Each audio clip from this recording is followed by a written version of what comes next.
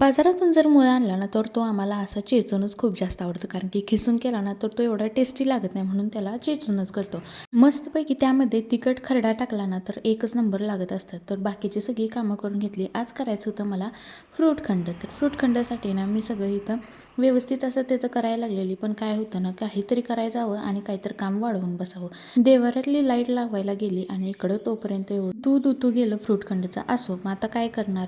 मामांनी बाजारातून येताना मुळेची शेंग आणलेली होती. मग आता ह्याचं काय करणार, तर ह्याची काय सुकी भाजी वगैरे काय करणार नव्हते. तर ह्याला ना मस्त अशी मीठ आणि हळद लावून ना हे उन्हाला लावणार होते. मग त्याच्यासाठी पहिल्यांदा तर सगळं स्वच्छ धुवून घेतलं, कारण की स्वच्छ धुतल्याशिवाय कोणतीही गोष्ट करायला बरीच वाटत नाही. मग त्यामध्ये हळद टाकली, थोडंसं मीठ टाकलं चवीनुसार, म्हणजे जास्तच टाकलं कारण की उन्हामुळे ना मीठ उडतं म्हणून तर ते जास्त लावून ठेवलं.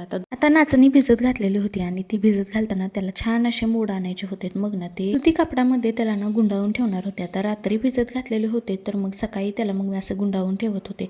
एका पातेल्यामध्ये त्याला ठेवून दिलं. आजसाठी एवढं, भेटूया उद्याच्या व्हिडिओमध्ये. बाय.